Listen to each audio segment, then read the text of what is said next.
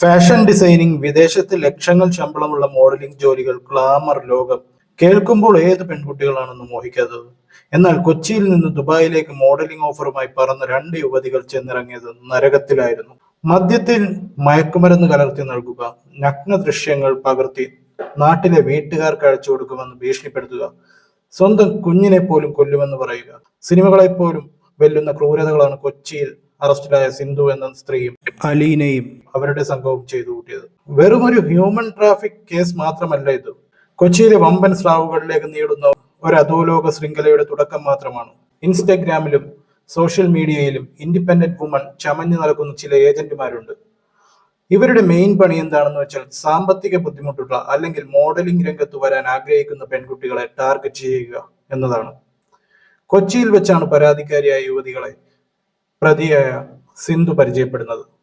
ഒരാൾക്ക് modelling offer, മറ്റൊരാൾക്ക് beautician ജോലി. ദുബായിൽ എത്തിയാൽ ജീവിതം സെറ്റ് ആകുമെന്ന് അവരെ വിശ്വസിപ്പിച്ച് വിസ നൽകി ഇവരെ അങ്ങോട്ട് കയറ്റിവിട്ടു. സോഷ്യൽ മീഡിയയിലെ മൈ ലൈഫ് മൈ റൂൾസ് റീലുകൾ കണ്ട് ഒന്നും അന്വേഷിക്കാതെ ചാടിപ്പുറപ്പെടുന്നവർക്ക് ഇതൊരു വലിയ പാഠമാണ്. വിദേശത്ത് ചെന്നിറങ്ങിയ ഉടൻ ഇവരെ നേരെ കൊണ്ടുപോകുന്നത് ഒരു ഫ്ളാറ്റിലേക്കാണ്. അവിടെ എത്തുന്നതോടെ ഇവരുടെ പാസ്പോർട്ടും ഫോണും ഈ മാഫിയ സംഘം പിടിച്ചെടുക്കും. അതോടെ തീർന്നു പുറത്തുനിന്നുള്ള എല്ലാ കണക്ഷൻസ്.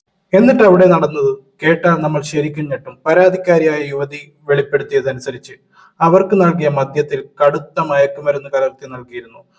ബോധം കെട്ട് വീഴുമ്പോൾ ഇവരുടെ നഗ്ന ദൃശ്യങ്ങൾ പകർത്തും.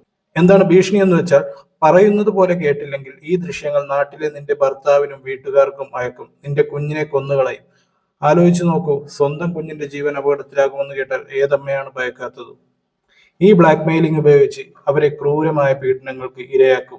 അവസാനം ഒരു ബന്ധുവിന്റെ സഹായത്തോടെ അതിസാഹസികമായാണ് ഈ പെൺകുട്ടി നാട്ടിൽ തിരിച്ചെത്തിയതും പോലീസിൽ പരാതി നൽകിയതും.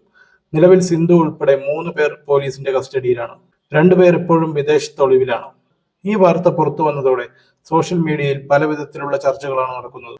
ലക്ഷങ്ങൾ ശമ്പളമെന്ന് കേൾക്കുമ്പോൾ ബാക്ക്ഗ്രൗണ്ട് ഒന്നും നോക്കാതെ ചാടി വീഴുന്ന പെൺകുട്ടികൾ ഇത് കാണണം. ഇത്തരം വ്യാജ വിസകൾ നൽകി ചതിക്കുന്നത് പലപ്പോഴും നമ്മൾ നാട്ടുകാർ തന്നെയോ അല്ലെങ്കിൽ അടുത്ത സുഹൃത്തുക്കളോ ഒക്കെ ആയിരിക്കും. അതുകൊണ്ട് വിസ എന്ന് കേൾക്കുമ്പോൾ ചാടി പുറപ്പെടരുത്. പക്ഷെ ഇവിടെ നമ്മൾ ചിന്തിക്കേണ്ട മറ്റൊരു കാര്യമുണ്ട്. ഈ അറസ്റ്റിലായ സിന്ധു വെറും ഒരു കണ്ണി മാത്രമാണ്.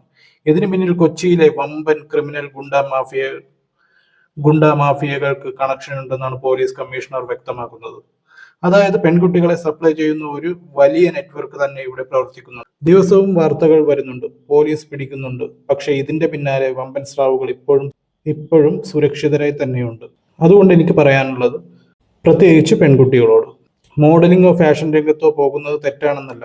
പക്ഷെ ഗ്ലാമർ ലോകത്തിന്റെ തിളക്കം കണ്ട് കണ്ണു മഞ്ഞളിച്ച് ഓഫറുകൾ തരുന്നവരുടെ ബാക്ക്ഗ്രൗണ്ട് അന്വേഷിക്കാതെ ഇറങ്ങിപ്പുറപ്പെടരുത്.